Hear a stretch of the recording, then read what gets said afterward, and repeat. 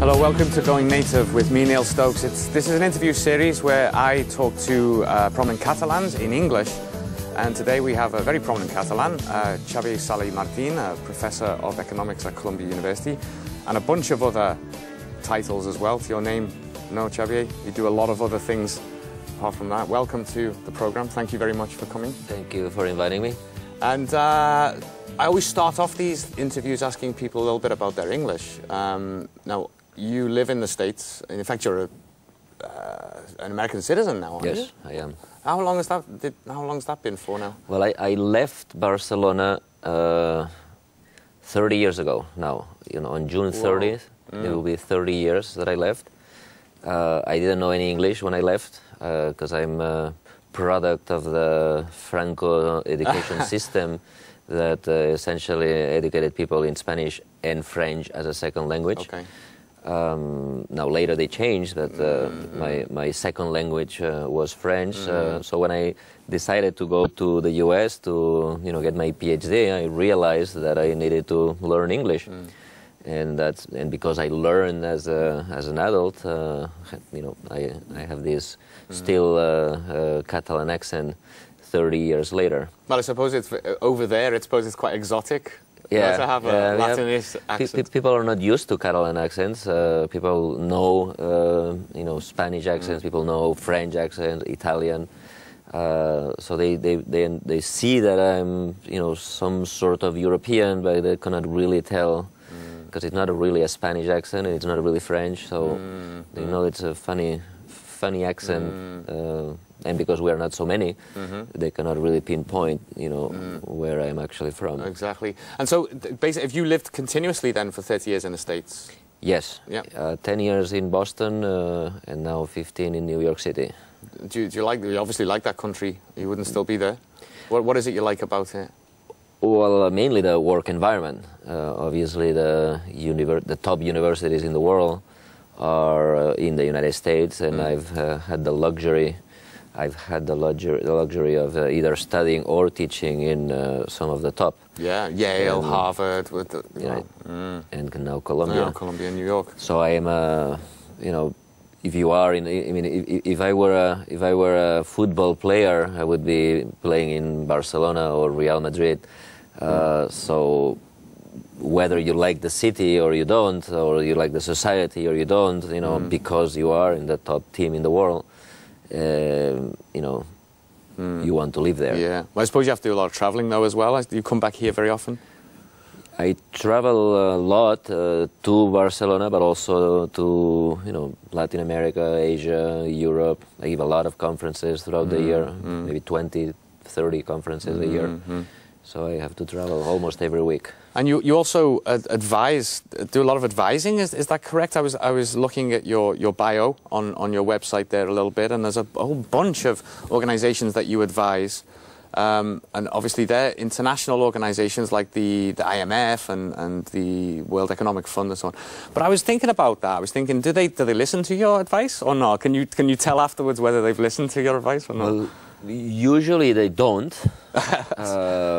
But they always like to have, a strange point of view, an outlier's point of view. Usually I tell them I don't like the way the World Bank or the IMF operate, or they have operated over the last 40 years, and I tell them, and they keep asking for my advice, even though they know that my reaction will, in general, be negative. That's different from the World Economic Forum. The World Economic Forum hired me, now it's 10 years ago, to create an index that will allow every country to measure their level of competitiveness. Okay. Being competitive is very important because it allows, businesses and people, workers and governments to, sell their products around the world and get a good standard of living. And governments worry a lot about their levels of competitiveness, and because I am the one who monitors all the countries in the world, now I go around the world giving conferences to Chile, telling the Chileans this is exactly your problems, this is what you do well, this is what you should improve, this is how you should improve. but they don't advise them. So I just tell them, right. This is what the numbers say about you. Now you go home and decide whether you want to do anything about it or you don't. It's not a direct advice. I don't make money out of this. I just work for the World Economic Forum. Well, we were talking a little bit before the interview. There's some of these subjects that I find fascinating. They are fascinating things. They're very interesting, but I find them really hard to get into. That when economics is clearly very important, very relevant, and interesting as well. But we were saying before, about how there's this barrier between understanding for just a normal person like myself, for example, to understanding it, and then of course you're on the other side trying to transmit that information, and sometimes I just don't know if we often meet in the middle. No. Yeah, I think economists, like scientists of all kinds, tend to have an intellectual arrogance in the sense that they create their own language, which becomes a barrier for the lay person. If they think that if people cannot understand what they say because I speak in a highly sophisticated or about highly sophisticated items that you layperson cannot possibly understand. It's almost shamanistic, no? It's like there's shamans that we go to for information, but they've got all the secret magic. Exactly. So there's a lot of that, and I try to break that. One of my goals in life is to translate these often complicated concepts expressed in often complicated language. Translate that to, so that regular people can understand. My goal when I go on TV or when I write in the newspapers or when I, speak through the radio, my goal is, for grandma, I always ask myself, will my grandmother understand this? Yeah, correct. Now, if she doesn't understand, then I try to say it in another way. I try to write it in another way, because I think it's really important. Right, everybody worries about health and about eating habits and about doing exercise, and there is a very important aspect of your life, which is your economic environment. The people need to understand their economic environment. You need to buy and sell stuff every day. You might or might not be unemployed. You need to ask for a loan. You need to understand the returns to your savings. Economics is all around you. Every day, every hour of your life, and people can go through life without ever learning anything about economics. Yeah. If you go through education system, you'll learn how to read, how to write. You will certainly learn history. You will certainly learn a lot, some math.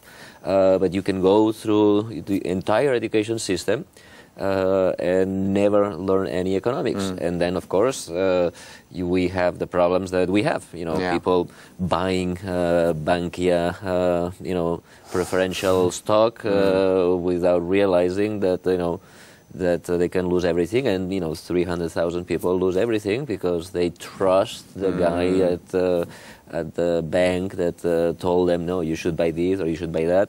And they did it without really understanding what they were doing. Well, I know how they feel, because I always feel like a real dummy whenever I'm faced with those situations, because it's like, and I don't understand why I haven't got basic knowledge, working knowledge of that. So in your opinion, the solution is simply education, to make sure that it's from the very beginning, we've got more of a focus on that. Yes, we need to focus more. We need to teach some economics. Economics has to be a basic part of education and a mandatory part of education, but also the kind of math that we teach. I am very, I understand that everybody understands, and the minister understands that math is really important, and we need to. But the kind of math that we teach our students is not the kind of math that is useful for their everyday lives. We teach all kinds of calculus. Right? For those people who don't know what calculus is remember the example I'm sure you've solved at some point in your life. Train A leaves a station in this direction, train B leaves the station in another direction, and where do they meet, right? That you'll never find that problem in your real life. Thank never. God. Never. And when you ask people, where do the trains meet? Regular students will take their Google and will try to find where the trains meet. Now, there are other kinds of math that are way more important and way more useful and that we encounter every single day, and that is statistics, right? You know, in the news every single day there's graphs, things going up, things going down, there is numbers, averages, you know, there is concepts of risk, you know, this stock market going up, this stock market going down. All of this is about statistics, and most people that studied math, they never learn statistics. So the kind of math that we teach is also misguided. So we don't learn economics and we don't learn the right kind of math. That is something that can change easily. And I think that if that changed, we would have fewer economic disasters of the type that we have experienced over the last few years. Certainly, yeah. There's a real problem, I think, as well with how the media presents economics as well. You know, I don't think they make it particularly easy for your average reader of a newspaper or watcher of a news program. They'll make it easy for them to get their heads around it. The newspaper have a similar problem, right? The economics, you know, department of a newspaper, it also has the highly sophisticated people who are able to understand these, you know, highly complicated gurus. So they themselves become sort of gurus within the company, and they try to emulate the gurus by you know speaking a language that nobody understands. There is another factor, which is they don't understand themselves. Right? It is very hard. It is very hard to explain something that you don't understand. Correct. Yeah. Right? The first step to being a good teacher is understand. If you don't understand, you cannot teach. If you don't understand, you cannot write something intelligible. And that is a problem. The journalists don't get the right economics education either. I think that could be true. I think a good example of that might be, for example, with the whole independence issue at the moment, sovereignty issue. I mean, I've been here for 20 years, and from the moment I landed off the boat, it was clear that it was an issue in this society and so on, and for the last 20 years it's been going on. And over that time, there's been a lot of emphasis that I've seen on, you know, on sort of identity, on flags, but very little on the actual, will we be better off economically? You know, now I think in the last few years that's changed, and we are seeing that coming through more often. But I always said, years ago, it was like, I don't really mind what the name of the country is. Call it Sector 7 if you like, or whatever. But is me and my family going to be better off if Catalonia is independent? And that, for me, is like, it's an argument that you can't refute. You don't have to feel Catalan or anything. It's just simply, look, you will be better off. And most people wouldn't be able to resist that argument, no? Well, what's your opinion of how, first of all, the whole economic side of the independence issue has been presented and dealt with, and also, of course, Catalonia's, what would it be like, perhaps, as an independent country? Would it be a wealthy country or not? Well, that nobody knows. Nobody knows. No, of course not. Yeah, of course not. Because what we know for sure is that if Catalonia was an independent country, it would be a normal country. Normal country means that people would vote for right-wing parties, left-wing parties, liberal parties, you know, statist parties, socialist parties, all kinds. Then there would be a parliament, they would pass laws, and depending on what you vote, you would get policies, and depending on what policies you implement, you will be, you know, well, or will not be well. Just like Holland, just like Austria, just like Denmark. Nobody can say, oh, Denmark is going to be a miracle forever, Sweden is going to be fine forever. No, you know, if they make the wrong decisions, they're going to be getting wrong outcomes. Since we don't know whether Catalonia will vote the same things that Sweden or Switzerland, if we vote the same things that Sweden or Switzerland voted for, we would be fine, because we would end up like them. If we vote the same things that Portugal votes, we would end up like Portugal, which is worse than Spain. And therefore we would go backwards. I don't know how Catalans will vote, therefore we cannot say, right? Now, the independence, however, gives a unique opportunity to make decisions that are not against the Catalan people, right? Now, because now we are part of Spain, right, many decisions are made by Spanish politicians, It's not that they're bad people. It's not that they're stupid. It's not that they, try to do things against Catalonia. No, no, no, no, no. They have their own preferences, their interests, which happen to be different from ours. Okay, and therefore, many times in many areas, they make decisions that go against the Catalan people. Okay, again, not because they're bad, right? This is different. For example, infrastructures. They have a view of the world that every single infrastructure has to go through Madrid, whether it's trains, whether it's high-speed trains, whether it's roads, whether it's highways, whether it's planes, right? AENA, sends all the planes to Madrid. Now, this might be a reasonable policy if you are Spanish, and I don't, criticize them. They have the right to have those preferences. But those preferences are not good for Catalonia. Right, we need trains that go to Valencia because it's a big, pole of economic activity. We need trains that go to the Basque Country because it's a big pole of economic activity, right? And we don't have those. How can we change that within Spain? We can't. We are a minority, right? We have 16% of the votes. They have 84. We lose always. Therefore, the infrastructures since Felipe II, right? Many centuries ago, all the infrastructures have been designed in the same way. Not the infrastructures that are good for us, not the infrastructures that are good for our economy. That's also true for other areas, no? Like Galicia, Basque Country, you could even argue it's true for not a national area, but an area that's got its own identity, like, I don't know, Andalusia or something. That's so true for all the periphery. So really, we could talk about basically the fragmentation of Spain, really. That's true for all the periphery, right?